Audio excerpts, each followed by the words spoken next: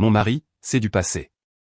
Lui est ma vraie famille. Ma femme a proclamé sur scène que son nouvel amant était sa famille lors de notre gala, tandis que je la regardais depuis la salle m'effacer publiquement, sans savoir que j'avais une clause secrète prête à tout reprendre. J'étais à mi-chemin de mon deuxième verre de champagne quand elle l'a dit haut et fort, fièrement, comme si elle déclarait victoire.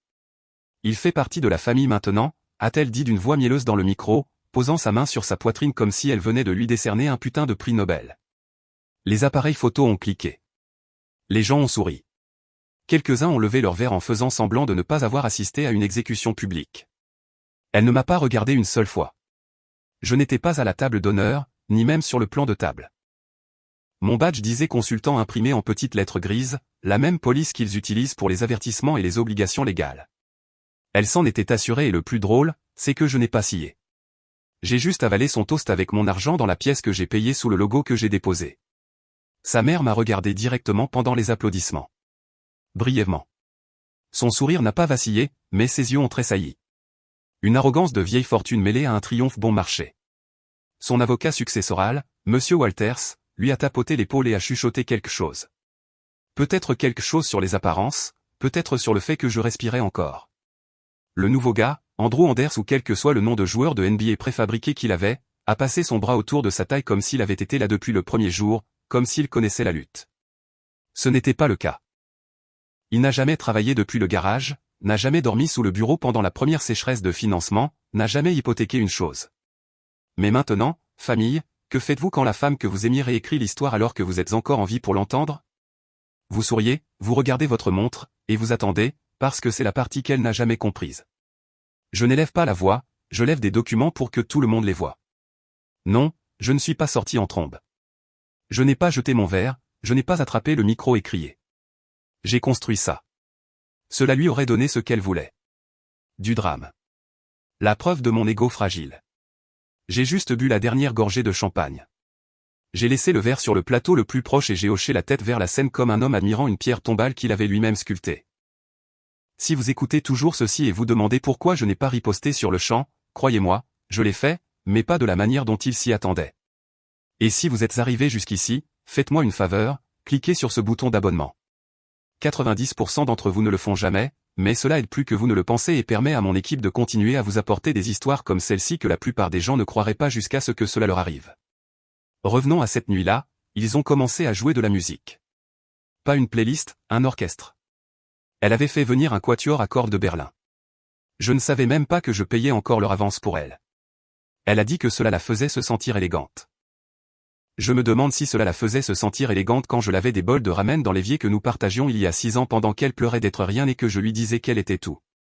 J'aurais dû m'étouffer avec ces mots quand elle est montée sur scène comme une duchesse de start-up, baignée dans les applaudissements des investisseurs. Ce qui faisait mal, ce n'était pas la trahison, c'était la complicité du public. Ce n'étaient pas des étrangers.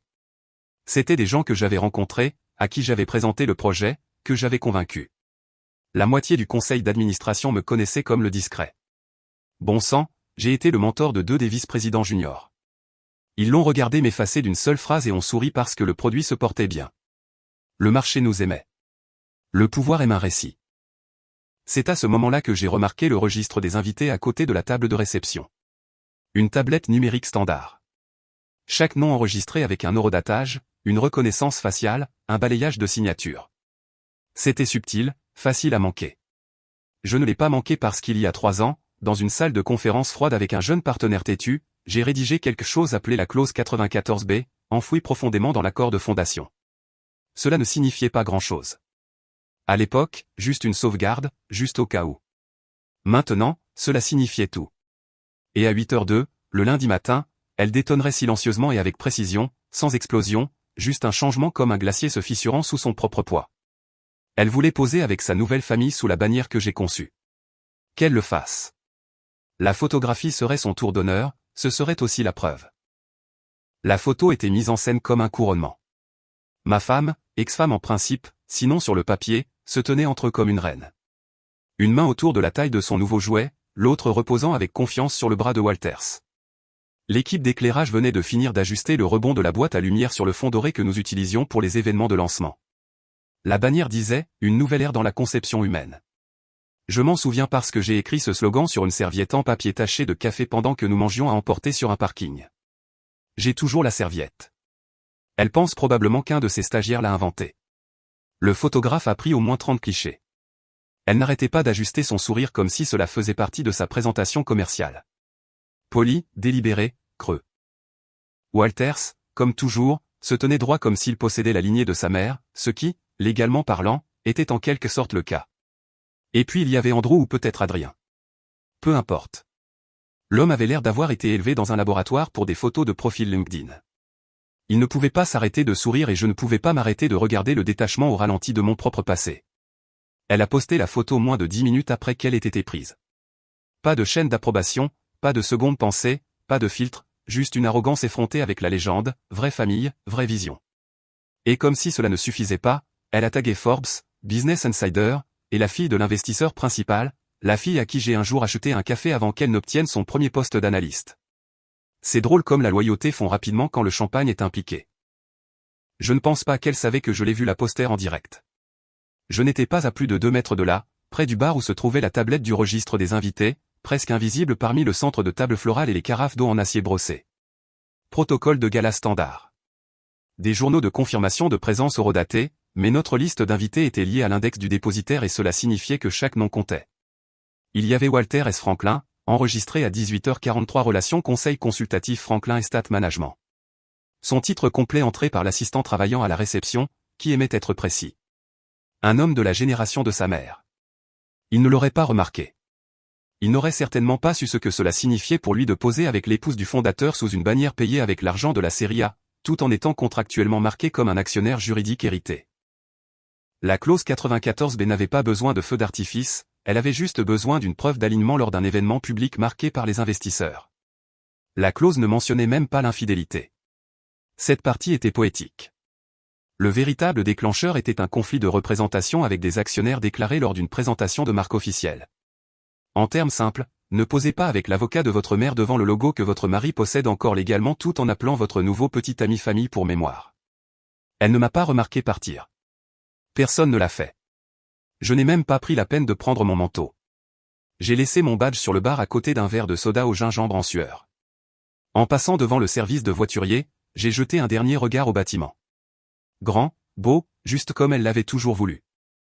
À l'intérieur, les gens dansaient sur la musique de l'ensemble jazz qu'elle avait choisi. Les lumières vacillaient. Tout semblait parfait de l'extérieur. Elle pensait que les caméras étaient son arme. Elle n'a jamais réalisé que c'était moi qui regardais les images qui comptaient. Il y avait un deuxième iPad sous le comptoir connecté au même système de registre des invités, synchronisé avec un disque de sauvegarde dans un placard de serveur qu'elle avait oublié que nous louions encore parce que je payais cette facture personnellement chaque année. La femme qui m'avait un jour crié dessus pour avoir caché des reçus se vantait maintenant d'être détachée de l'administration. Elle pensait que déléguer était le pouvoir.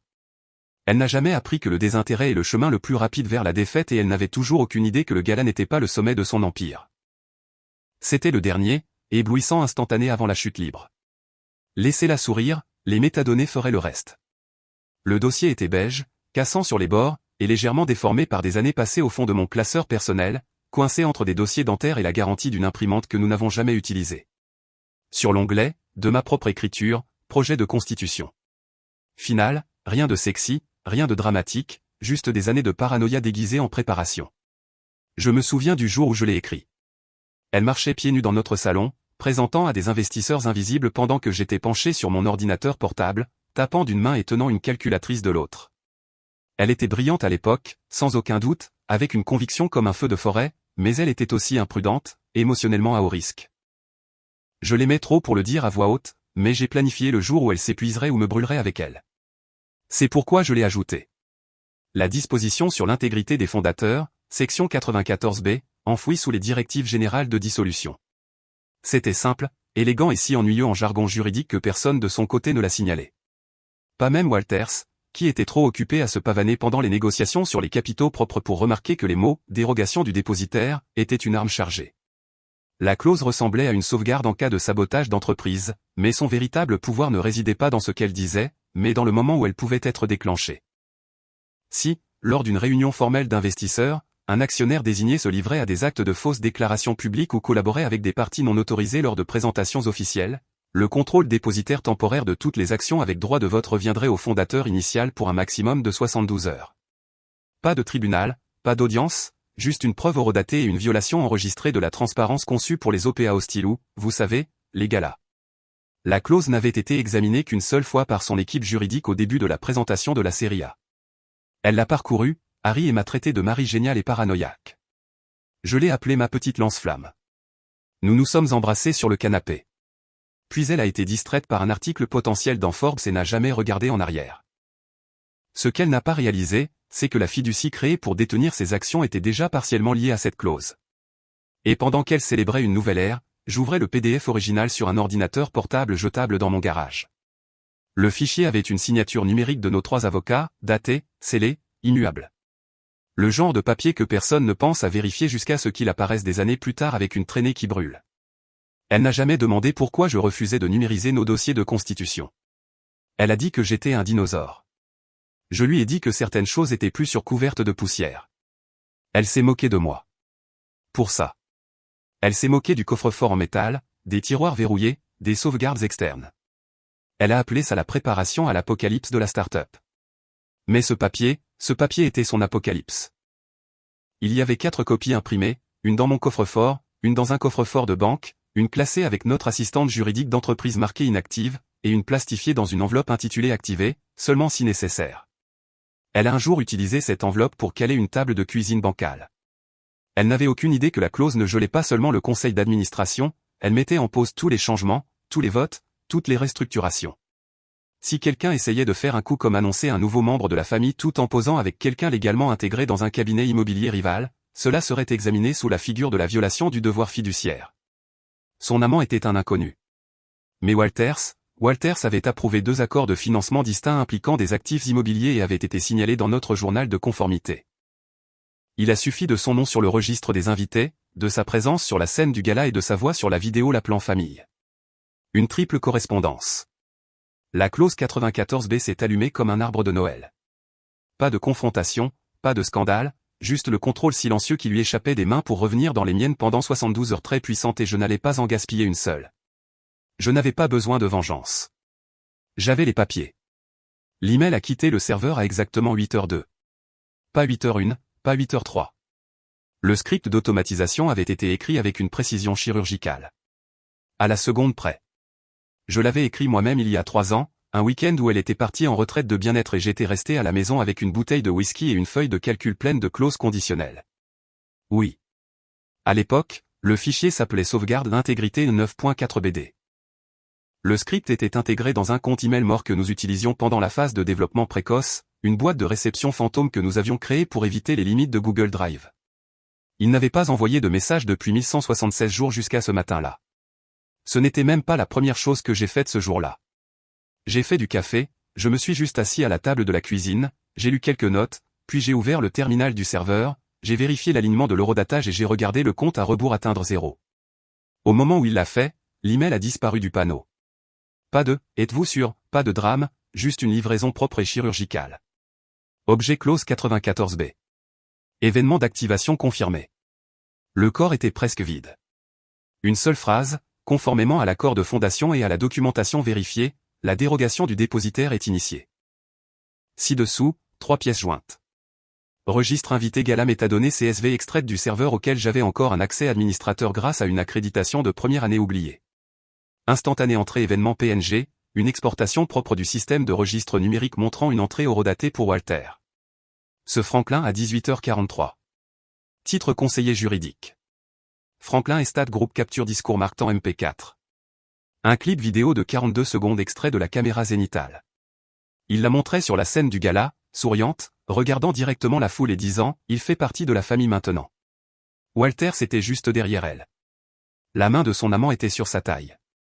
Le tout synchronisé, tout enregistré, tout accablant. La 4e pièce jointe était le PDF, présigné, vérifié par toutes les parties 3 ans auparavant, notarié, crypté, stocké dans 3 endroits. Lorsque le système a vu la correspondance des métadonnées, une partie en conflit confirmé apparaissant dans une présentation publique soutenue par un actionnaire fondateur lors d'un événement d'investisseurs reconnu, il a exécuté la clause sans autre examen.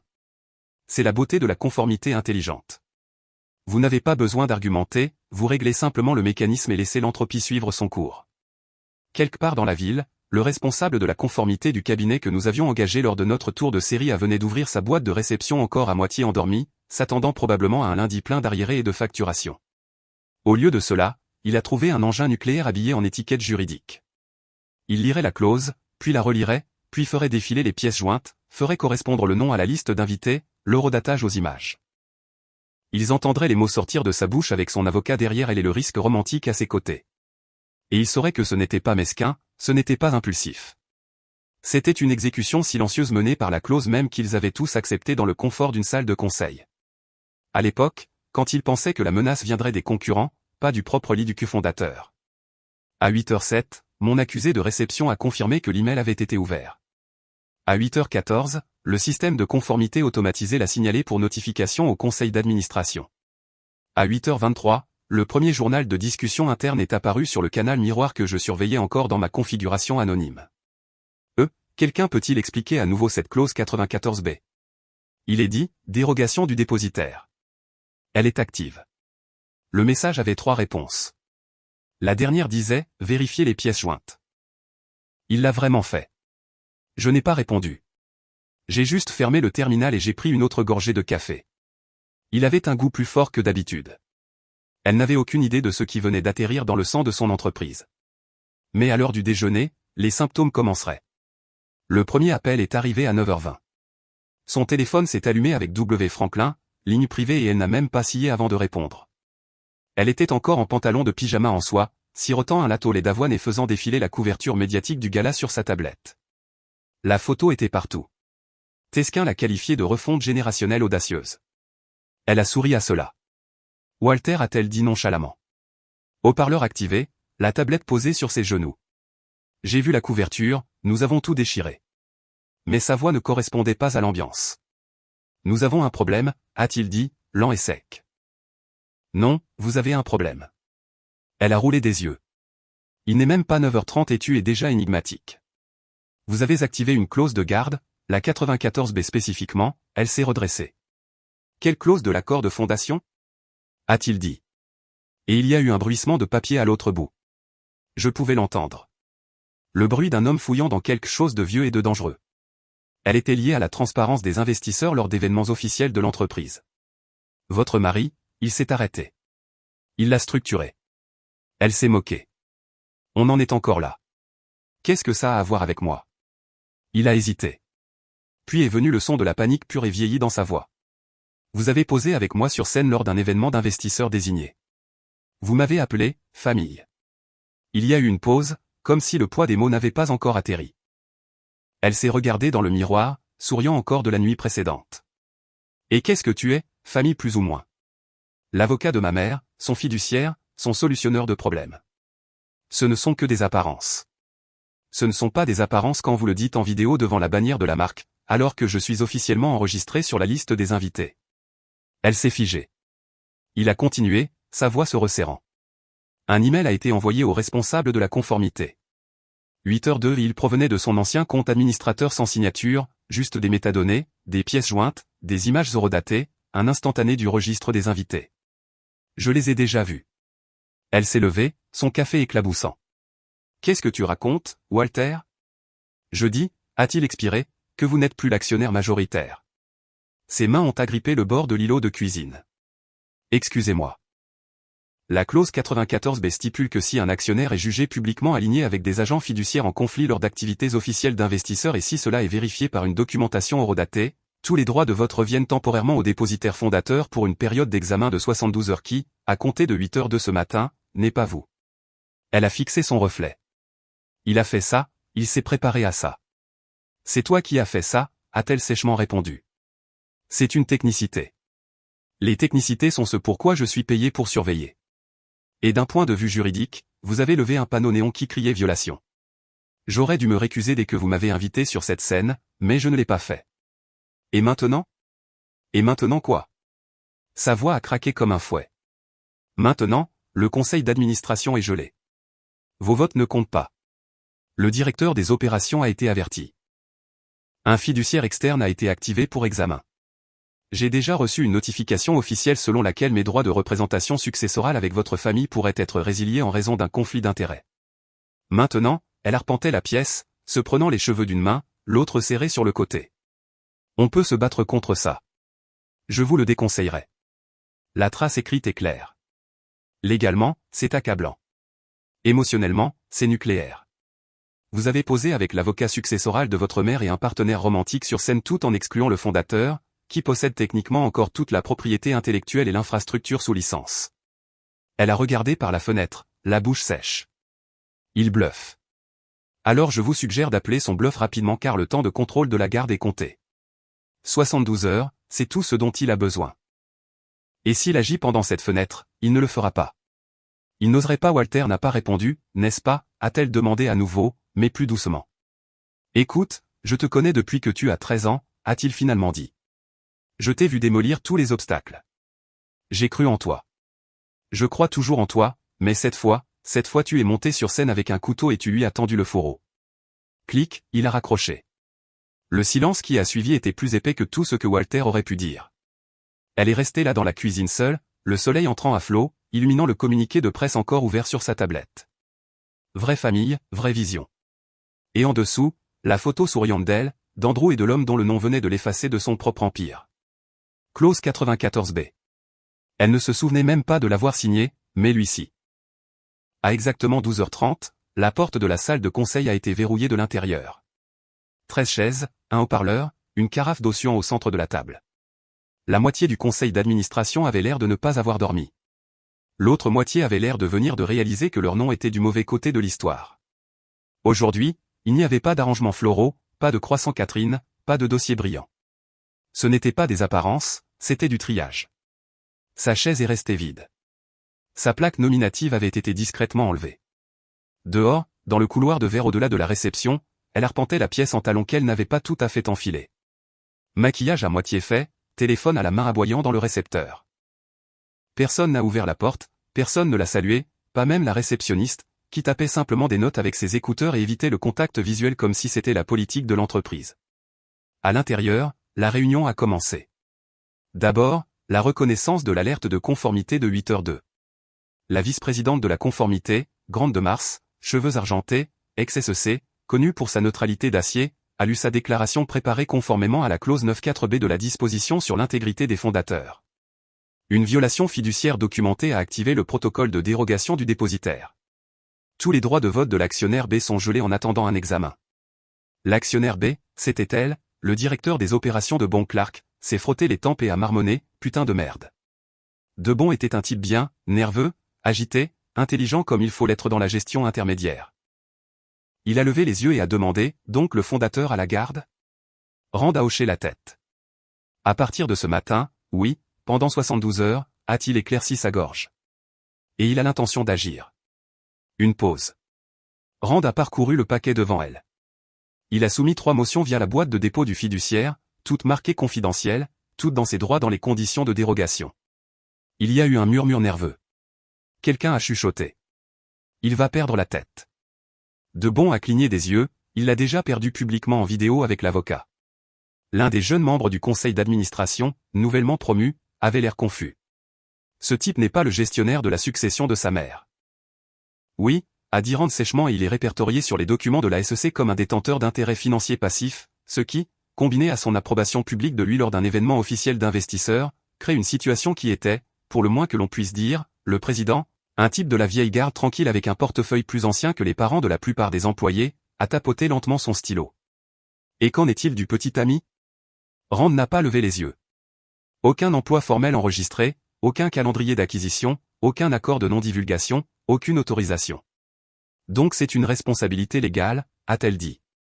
Il n'est pas du personnel, il n'est pas de la famille, il n'est pas protégé. Un autre membre du conseil d'administration a marmonné, alors pourquoi diable était-il sur scène ? Grand a fermé son dossier. J'imagine que le fondateur s'est posé la même question il y a des années, c'est pourquoi il a rédigé la clause 94b pour commencer. Dehors, elle a essayé sa carte d'identité. Elle a clignoté en rouge. Elle a réessayé. Rouge. Le chef de la sécurité est apparu au bout du couloir, poli, mais ferme. Vos accréditations sont en suspens. On nous a conseillé de procéder à une revalidation de la sécurité. Elle a ri. Revalidation de la sécurité. J'ai construit ce conseil d'administration. Il n'a pas bronché.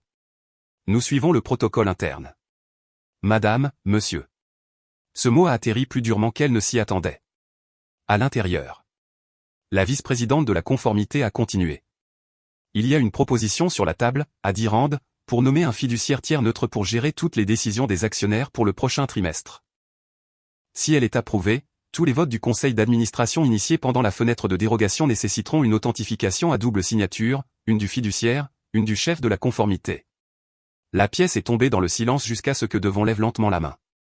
Secondé, quelques secondes plus tard, la motion a été adoptée à l'unanimité.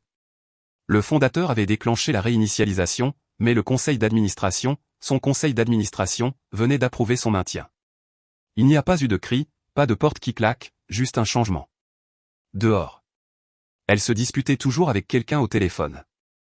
Sa voix à peine audible à travers la vitre. Personne dans la salle de conseil ne s'est retourné pour regarder. Plus maintenant. Le changement s'était déjà produit. Elle est entrée par la porte d'entrée comme une femme s'accrochant encore à l'illusion du pouvoir.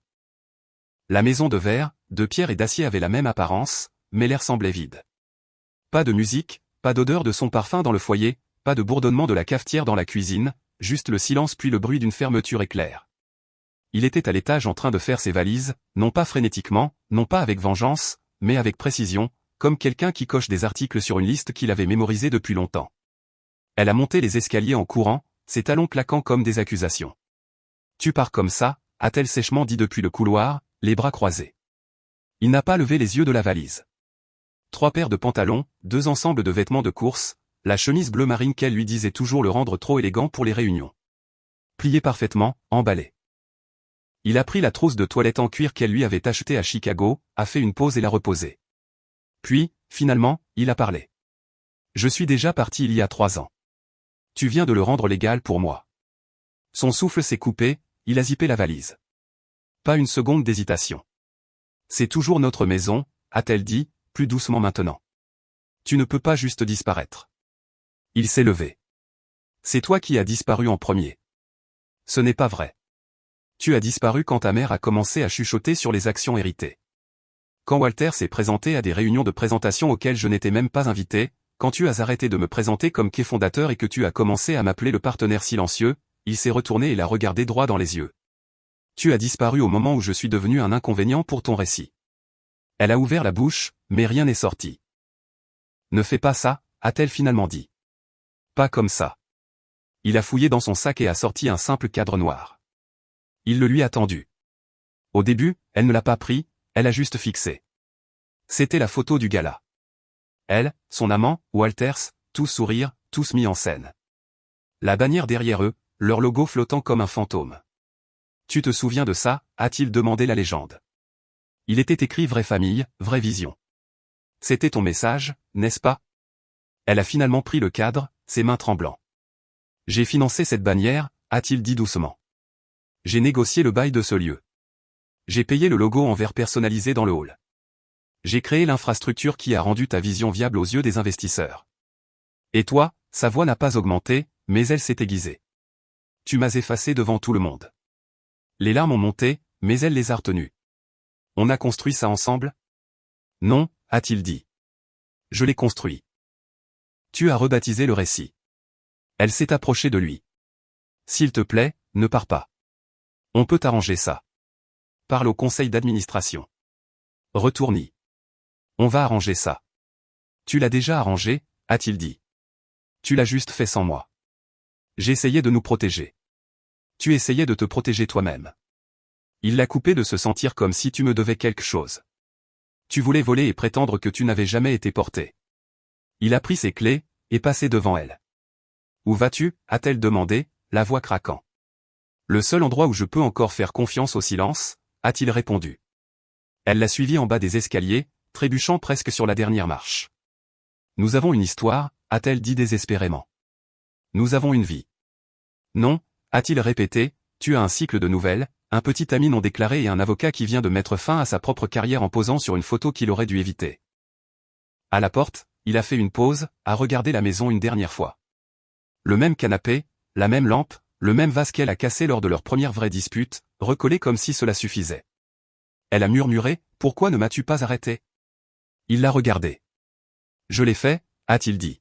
« Tu as juste appelé ça du contrôle chaque fois que j'essayais. » Puis il est sorti. Elle n'a pas suivi. Elle est restée dans l'embrasure de la porte, tenant cette photo encadrée comme si c'était la preuve de quelque chose de encore récupérable, mais ce n'était pas le cas. Il les avait déjà pleurés en silence, complètement, sans public, et maintenant il ne partait pas, il était parti. Elle n'a pas dormi cette nuit-là. Pas par culpabilité, mon Dieu non, mais parce que les murs de sa vie avaient commencé à trembler et elle ne pouvait pas dire d'où venait la secousse. Le conseil d'administration était gelé. Sa carte d'identité ne fonctionnait pas. Son avocat avait l'air d'un homme à mi-chemin d'une retraite induite par le stress et son mari, ex-mari en esprit, avait emballé sa vie dans une valise et était parti sans une seule insulte. Menace ou supplication. Ce silence l'a hanté plus que n'importe quelle dispute n'aurait jamais pu le faire. Alors elle s'est assise à l'îlot de cuisine en marbre, ses ongles manucurés tapotant contre son verre de vin intact, rafraîchissant sa boîte de réception toutes les 30 secondes. Rien. Pas de mail d'annulation, pas d'investisseurs paniqués, pas de « tout cela a été une erreur ». Juste le silence et une boîte de réception pleine de coupures de presse qui commençaient à ressembler à une cruelle plaisanterie. La notification a sonné à 6h11. Elle n'a pas reconnu l'expéditeur, juste un avis de chasserie illégale truce. Sa première pensée, courrier indésirable. Mais l'objet l'a fait se figer à mi-gorgée. Réaffectation du bénéficiaire terminée. Confirmation de la mise à jour de la garde des capitaux propres. Elle a cligné des yeux, l'a ouvert, l'a lu, l'a relu. Le document était froid, impersonnel, un pur langage procédural, mais son contenu l'a brisé. Conformément aux conditions décrites dans l'accord de fiducie CRLT 0417 clause 12C. Toutes les actions acquises détenues en votre nom sous fiducie de garde sont par la présente réaffectées en raison de la violation de la clause de double fidélité, telle que définie dans l'accord de financement initial. Ses mains ont tremblé alors qu'elle cliquait sur la pièce jointe. Une feuille de calcul s'est ouverte. Des lignes épurées. Nom de l'entreprise, répartition des actions. Ses capitaux propres, avant, 46,7%. Maintenant 0,83%. Elle a fixé le chiffre comme s'il pouvait se réparer tout seul, comme s'il pouvait avoir un pépin et revenir en arrière, comme si à tout moment l'univers allait admettre qu'il se moquait d'elle. Mais ce n'est pas arrivé. Son contrôle avait disparu, pas réduit, effacé. Elle ne possédait même pas assez d'actions pour avoir un vote. Elle ne pouvait pas approuver une commande de déjeuner sans une deuxième signature. Elle a fait défiler jusqu'au bas de l'email. La clause était là en noir et blanc. Toutes les actions détenues en fiducie resteront sous le contrôle du bénéficiaire pour la durée de A, la fidélité conjugale et le devoir fiduciaire envers le dépositaire fondateur. Toute violation documentée, enregistrée ou rendue publique entraînera une réaffectation immédiate au dépositaire principal, sans qu'il soit nécessaire de voter au conseil d'administration ou de rendre une ordonnance du tribunal. Elle a ri. Elle a ri. Puis elle s'est étouffée. Puis elle a jeté le verre de vin à travers la pièce. Il s'est brisé contre le réfrigérateur, le rouge tachant l'acier inoxydable comme le sang d'une blessure qu'elle ne savait pas avoir. Elle a attrapé le téléphone, a de nouveau appelé son avocat. Pas de réponse. Elle a appelé sa mère directement sur la messagerie vocale. Elle a appelé Walters. Il a répondu avec hésitation, comme quelqu'un qui répond à un appel d'un immeuble en feu dans lequel il est piégé. Qu'est-ce que c'est que cette clause de fiducie, a-t-elle sifflé? Je vous avais prévenu, a-t-il dit, la voix creuse. Quand il a insisté sur des pistes d'acquisition distinctes liées à la conduite personnelle, je vous ai dit que c'était excessif. Vous avez dit que c'était symbolique. C'était le cas jusqu'à ce que vous vous teniez à côté de moi sur scène et que vous le rendiez réel. Elle a dégluti. Annulez-le. Je ne peux pas. Alors arrangez ça. Je ne suis plus légalement autorisé à vous représenter. Un conflit d'intérêts a été déposé. J'ai été récusé. Elle a raccroché violemment. L'application s'est rouverte. Le conseil d'administration se rafraîchissait. Partout où elle regardait son nom, le fondateur, le dépositaire, le fiduciaire. Il ne l'avait pas combattu en public. Il n'avait pas posté une seule photo, n'avait même pas répondu à sa légende. Mais en arrière-plan, silencieusement, il avait pressé une clause après l'autre comme s'il s'agissait de touches sur un piano, chacune parfaitement synchronisée. Elle s'était moquée de sa paranoïa en matière de fiducie. Elle avait dit que c'était archaïque, contrôlant, excessif, mais la fiducie n'était pas destinée à la contrôler, elle était destinée à lui survivre et maintenant c'était le cas. Elle était assise par terre, le dos contre les armoires, respirant par courtes et vives inspirations, pas de conseil d'administration, pas de vote, pas de levier, juste un seul email confirmant que tout ce qu'elle possédait autrefois appartenait maintenant à l'homme qu'elle avait effacé en public. Et il n'a même pas eu besoin d'élever la voix pour le faire. Tout a commencé dans un coin d'internet qu'elle n'avait jamais pris la peine de surveiller. Founders Forum Pro, un forum privé à l'ancienne où des investisseurs en capital risque chevronnés, d'anciens fondateurs de start-up et des avocats spécialisés dans la technologie épuisée partageaient des histoires de guerre, publiaient des accords de non-divulgation pour le plaisir et s'avertissaient mutuellement des mauvaises affaires et des pires personnes. Pas d'interface utilisateur tape à accent grave-l'œil, pas d'intégration avec les médias sociaux, juste des boîtes blanches propres et une sincérité brutale. Le clip est apparu sur un fil de discussion intitulé Suicide en salle de conseil. Quelqu'un a vu ce moment de gala?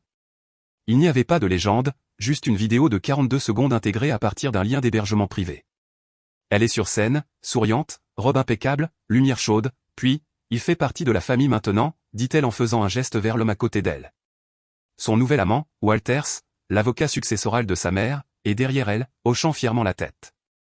L'angle de la caméra est zénithal, discret, horodaté dans le coin inférieur. Droit. La bannière du gala est nette en arrière-plan. Le logo est net. Le premier commentaire est apparu en quelques minutes. Utilisateur Angèle Rond. Coup audacieux étant donné qui a payé pour la scène. Suivi par l'utilisateur CX Bajorchet. Clause 94B des fondateurs. Cas d'école. C'est exactement le genre de violation pour laquelle la dérogation a été rédigée. Puis, l'effet boule de neige. Utilisateur Presrec. Imaginez jeter une participation majoritaire à la caméra. Le narcissisme a son paroxysme. Utilisateur India Killer. On dit que le gars est parti tranquillement et a laissé le contrat parler. Respect. Utilisateur lambda, quelqu'un a-t-il le texte de la clause de fiducie? Je suis en train de créer un modèle. À 14h47, quelqu'un avait reposté le clip sur un autre forum, Execleax, connu pour ses histoires d'horreur RH anonymes et ses rumeurs de fusion ratées. À 16h01, le clip a atteint Reddit. À 17h30, quelqu'un l'avait mis sur un TikTok avec la légende la base de Gelba, disant « Il fait partie de la famille maintenant crâne ». Au crépuscule, il avait migré vers Twitter. Une société de capital risque de Palo Alto l'a cité en tweetant un rappel aux fondateurs. Ne vous mariez jamais avec quelqu'un qui vous surpasse en intelligence et qui utilise la paperasse comme une arme. Et puis les médias l'ont remarqué. Pas Forbes, pas Wired, les vrais, ceux qui prospèrent sur l'effondrement. Daily Dot l'a publié en premier. Un fondateur perd le contrôle après une gaffe lors d'un gala. Regardez le clip qui a déclenché la réinitialisation. Puis TechCrunch, comment la clause 94B a discrètement changé la dynamique du pouvoir dans l'une des startups les plus en vogue de 2025. Et puis, le pire de tout, Business Insider, elle l'a appelé famille, le contrat l'a appelé un conflit d'intérêts. Celui-là est resté. Elle a ouvert son ordinateur portable à 23h06 et a vu 231 nouvelles notifications. Une de son ancien mentor. Je vous avais prévenu de ne pas laisser l'avocat se tenir derrière vous. Ses apparences sont un cercueil. Une de son ancienne directrice des relations publiques. La fenêtre de contrôle des dommages est fermée. Recommande de prendre du recul pour les apparences et un récit de santé mentale. Une de Walters lui-même. Ne me contactez plus. Avec effet immédiat, j'ai démissionné. Elle a cherché son propre nom. Chaque résultat était la même vidéo, le même moment. Sa voix vive, non filtrée. Accablante. Elle a claqué l'ordinateur portable, s'est levée, est allée à la salle de bain et s'est regardée dans le miroir. Le reflet ressemblait à quelqu'un qui venait de donner le billet de loterie gagnant et l'avait filmé en HD. Son téléphone a vibré. Une amie, ancienne colocataire d'université. Elle ne s'était pas parlé depuis des mois. Le texto. Désolé, je viens de voir le clip. Est-ce que ça va? Oh, es-tu vraiment si délirante maintenant? Elle a laissé tomber le téléphone dans l'évier. Le monde n'avait pas besoin de venir la chercher. Elle avait déjà construit l'échafaud, l'avait escaladé, avait souri pour la caméra et avait signé le registre des invités à la porte. Mercredi matin. Ciel couvert. La ville avait l'air délavée, comme si même le temps avait décidé de ne pas prendre parti. Elle est arrivée au cabinet d'avocat dans une voiture qui avait encore son nom sur l'assurance, mais plus sur la liste de la flotte de l'entreprise. La validation du parking n'a pas fonctionné. Elle a claqué ses lunettes de soleil sur le comptoir et a sifflé son nom de famille. La réceptionniste a cligné des yeux une fois, a hoché la tête et lui a tendu un badge de visiteur du type habituellement donné aux stagiaires et aux coursiers. Personne ne l'a salué dans le couloir. Personne ne lui a offert de café. Elle n'était pas habituée à traverser un espace qu'elle avait autrefois dirigé sans que personne ne la reconnaisse. Le silence l'a blessée plus profondément que tout ce que l'Internet lui avait jeté cette semaine-là. Elle a ouvert la porte de la salle de conférence d'un coup de pied sans frapper. 4 personnes à l'intérieur. Aucune d'entre elles n'avait l'air surprise. Où est Brian? Elle a sèchement demandé au partenaire junior. Il a levé la main avec hésitation. Brian a été réaffecté. Je m'occupe de la transition maintenant. Je ne suis pas ici pour une transition. Je suis ici pour une annulation. Quoi qu'il ait déposé, annulez-le. Il n'a pas bronché, a juste montré le dossier sur la table. Épais, final, froid. Elle l'a attrapé comme si elle allait le mordre et a commencé à feuilleter des pages et des pages de choses qu'elle considérait autrefois en dessous de son niveau de rémunération. Autorisation de garde, réaffectation de capitaux propres, amendement au droit de vote, document après document, référencé, horodaté, notarié. Et puis elle l'a vu. Clause 94B événement d'activation confirmé. Signature fondateur initial et statut de dépositaire finalisé. Elle a continué à feuilleter. Son nom apparaissait de moins en moins jusqu'à ce qu'elle atteigne les dernières pages et trouve son titre barré. Une épaisse ligne noire à travers cofondatrice/PDG remplacée par une ligne qui disait ancien actionnaire en cours d'examen pour violation des termes fiduciaires et fausse déclaration publique. Page suivante, le nom de son amant Andrew C. Black, répertorié comme participant en conflit, affilié non autorisé introduit lors d'un événement officiel d'investisseurs. En dessous, aucun dossier d'employé, aucun accord de non-divulgation, aucune autorisation de conformité. Suivant. Walter S. Franklin, définitivement disqualifié de la représentation successorale en vertu de la section 11C de la fiducie intergénérationnelle, cause d'exposition à un double intérêt et proximité contraire à l'éthique avec le bénéficiaire pendant la fenêtre de conformité. Son estomac s'est noué. Rien de tout cela n'est légal, a marmonné le partenaire junior. Elle l'a regardé non pas avec suffisance, non pas avec cruauté, juste avec objectivité. Madame, ce n'est pas seulement légal. C'est automatisé et préautorisé. Il y a des années, tout ce qu'il fallait, c'était l'événement d'activation. Sa main a tremblé alors qu'elle s'enfonçait dans la chaise la plus proche.